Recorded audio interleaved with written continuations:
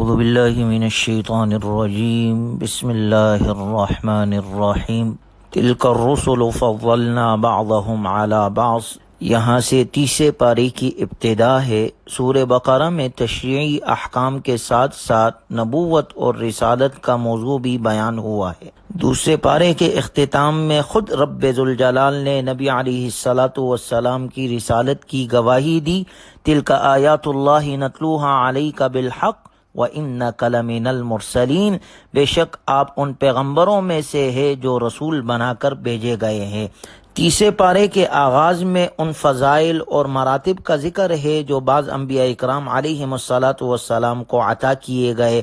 کسی کو سیادت و قیادت عطا ہوئی، کسی کو بلا واسطہ ہم کلامی کا شرف عطا کیا گیا، اور کسی نبی کی تائید واضح معجزات سے کی گئی۔ یہ تمام انبیاء اکرام علیہم السلام علو مرتبے کے باوجود فضیلت اور مراتب میں ایک جیسے نہ تھے، بلکہ بعض کو بعض پر فضیلت حاصل تھی، جیسے موسیٰ کلیم اللہ اور عیسیٰ روح اللہ اور ابراہیم خلیل اللہ علیہم الصلاۃ والسلام، ان کے یہ القاب اور خصوصیات تھی۔ اور ہمارے پیغمبر امام الانبیاء خاتم النبیین محبوب خدا ہے، یعنی تمام انبیاء کو جو کمالات دیے گئے تھے وہ سب رسول اللہ صلی اللہ علیہ وسلم کو عطا فرما کر آپ علیہ الصلاۃ والسلام کو سب پر فضیلت دی گئی۔ اس کے بعد 34ویں رکوع میں اللہ کا ارشاد مبارک ہے، یا ایھا الذین آمنوا انفقوا مما رزقناکم من قبل ان یأتی یوم لا بیع فیہ ولا خلۃ ولا شفاعہ، اے ایمان والو اللہ کی راہ میں خرچ کرو، جہاد میں، اشاعت اسلام میں، اقربا اعزا پر، فقراء، مساکین، یتیموں اور جنگی قیدیوں کو چھڑانے پر اس دن سے پہلے خرچ کر لو جس دن دنیا میں ہونے والی کوتاہی کی تلافی نہیں ہو سکے گی، نہ نیکیوں کی خرید فروخت سے، نہ کسی دوست کے ایثار سے، اور نہ کسی کے سفارش سے۔ گویا اللہ نے انسان کو جو کچھ عطا کیا ہے اس میں سے کچھ اللہ کے راہ میں خرچ کرنا چاہیے۔ موت آنے سے پہلے اپنی آخرت کو اچھی بنا لو۔ اس کے بعد جو آیت مبارکہ ہے وہ آیت الکرسی کہلاتی ہے۔ بعض احادیث مبارکہ میں اس آیت مبارکہ کو قرآن کریم کی تمام آیات کی سردار بتایا ہے۔ اللہ لا الہ الا هو الحی القیوم لا تأخذہ سنۃ ولا نوم الی آخری ہی، یہ پوری آیت مبارکہ آیت الکرسی کہلاتی ہے۔ چونکہ اس آیت شریفہ میں کرسی کا ذکر ہے، اس لیے عوام اور خواص سب ہی اسے آیت الکرسی کے نام سے جانتے اور پہچانتے ہیں۔ یہ قرآن کریم کی افضل ترین آیت ہے جو 50 کلمات اور 10 جملوں پر مشتمل ہے۔ اس میں 17 بار اللہ تعالی کا ذکر آیا ہے، کہیں صراحتاً اور کہیں اشارتاً۔ حضرت علی رضی اللہ عنہ سے روایت ہے کہ رسول اللہ صلی اللہ علیہ وسلم نے ارشاد فرمایا کہ جو شخص ہر نماز کے بعد آیت الکرسی پڑھ لیا کرے تو جنت کے داخل ہونے میں اس کے لیے صرف موت ہی آڑ بنی ہوئی ہے۔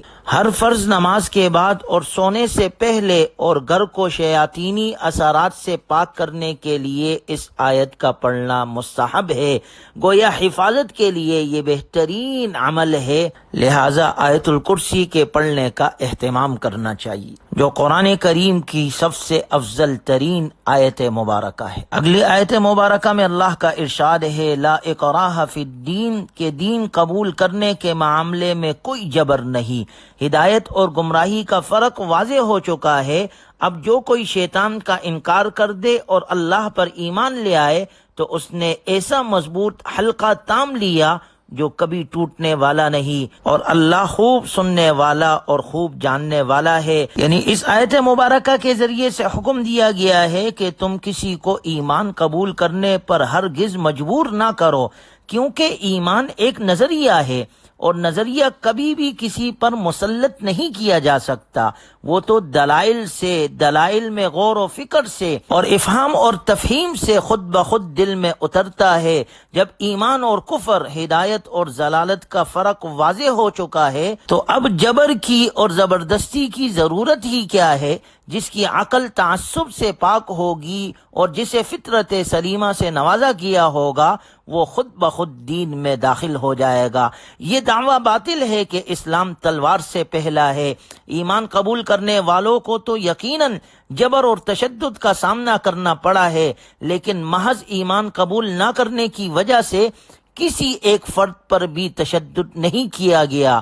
ہاں، جہاں تک جہاد کا تعلق ہے تو اس کا مقصد لوگوں کو قبول ایمان پر مجبور کرنا ہرگز نہیں، بلکہ جہاد کا مقصد تو فتنہ اور فساد اور ظلم کا خاتمہ ہے۔ اس کے بعد سورہ بقرہ کے 34ویں رکوع میں حضرت ابراہیم علیہ السلام اور حضرت عزیر علیہ السلام کے قصے کا ذکر ہے۔ حضرت ابراہیم علیہ السلام کا وہ قصہ بھی مذکور ہے جب انہوں نے نمرود جیسے سرکش اور متکبر بادشاہ کے ساتھ مباحثہ کیا تھا، اور دوسرا وہ قصہ بھی ہے جب انہوں نے اللہ تعالیٰ سے درخواست کی تھی کہ مجھے مردوں کو زندہ کرنے کا منظر دکھایا جائے، اور اسی طرح حضرت عزیر علیہ السلام کے دل میں ایک تباہ شدہ بستی کو دیکھ کر خیال پیدا ہوا تھا کہ نہ معلوم اس بستی کو دوبارہ کیسے زندہ کیا جائے گا، چنانچہ خود ان پر 100 سال کے لیے موت مسلط کر دی گئی، پھر انہیں زندہ کیا گیا۔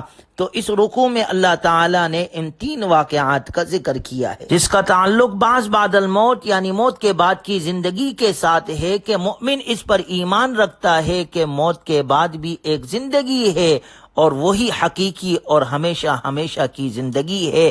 اللہ تعالیٰ کا ارشاد مبارک ہے، الم تر الی الذی حاج ابراہیم فی ربہ ان آتاہ اللہ الملک، کیا تم نے اس شخص کے حال پر غور کیا جس کو اللہ نے سلطنت کیا دی تھی کہ وہ اپنے پروردگار کے وجود ہی کے بارے میں ابراہیم علیہ السلام سے بحث کرنے لگا۔ اذ قال ابراہیم ربی الذی یحیی و یمیت، جب ابراہیم علیہ السلام نے کہا کہ میرا پروردگار وہ ہے جو زندگی بھی دیتا ہے اور موت بھی، قال انا احیی و امیت، تو وہ کہنے لگا میں بھی زندگی دیتا ہوں اور موت دیتا ہوں۔ قال ابراہیم فإن اللہ یأتی بالشمس من المشرق فأتی بها من المغرب، ابراہیم علیہ السلام نے کہا اچھا اللہ تو سورج کو مشرق سے نکالتا ہے، تم ذرا اسے مغرب سے تو نکال کر لاؤ۔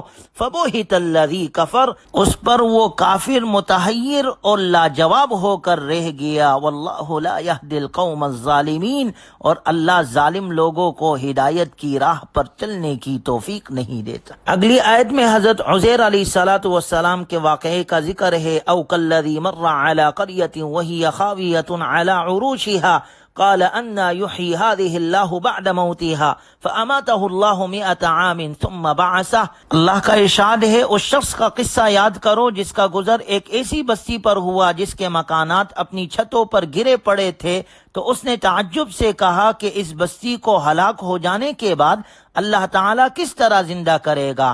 اللہ تعالیٰ نے اسے 100 سال کے لیے موت کی نیند سلا دیا، پھر اسے دوبارہ زندہ کر کے اٹھایا اور اس سے سوال کیا کہ تم کتنی مدت اس حالت میں رہے ہو؟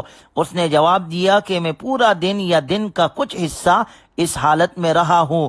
اللہ تعالیٰ نے فرمایا نہیں، بلکہ تمہیں 100 سال اس حالت میں گزر چکے ہیں۔ ذرا اپنے کھانے پینے کے سامان کی طرف دیکھو، اس میں کوئی تغییر نہیں ہوا، اور اپنی سواری کے گدھے کو دیکھو کہ گل سڑ کر اس کا حال کیا ہو گیا ہے، اور یہ ہم نے اس لیے کیا تاکہ ہم تمہیں لوگوں کے لیے ایک نذیر بنا دے۔ اور گدھے کی بوسیدہ ہڈیوں کو دیکھو کہ ہم کیسے ان کا ڈھانچہ کھڑا کر کے ان پر گوشت چڑھاتے ہیں۔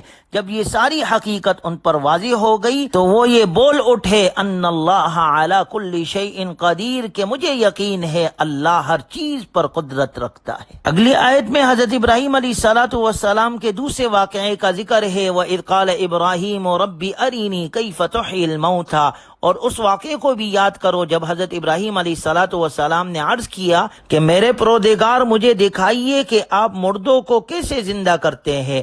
اللہ نے کہا قال اولم تؤمن، کیا تمہیں یقین نہیں؟ ابراہیم علیہ السلام نے عرض کیا قال بلا ولکن لیطمئن قلبی، کیوں نہیں، میں یقین رکھتا ہوں لیکن میں مشاہدہ کرنا چاہتا ہوں تاکہ میرا دل پوری طرح مطمئن ہو جائے۔ قال فخذ 4 من الطیر، اللہ نے کہا اچھا تو 4 پرندے لے لو، انہیں اپنے سے مانوس کر لو، پھر ان کو ذبح کر کے ان کا ایک ایک حصہ ہر پہاڑ پر رکھ دو، پھر ان کو بلاؤ، وہ چاروں تمہارے پاس دوڑتے چلے آئیں گے۔ وَاعْلَمْ أَنَّ اللَّهَ عَزِيزٌ حَكِيمٌ، اور جان لو کہ اللہ تعالی غالب ہے، حکمت والا ہے۔ اللہ تعالی ہمیں قرآنی تعلیمات پر عمل کی توفیق نصیب فرمائے۔ وآخر دعوانا الحمد للہ رب العالمین۔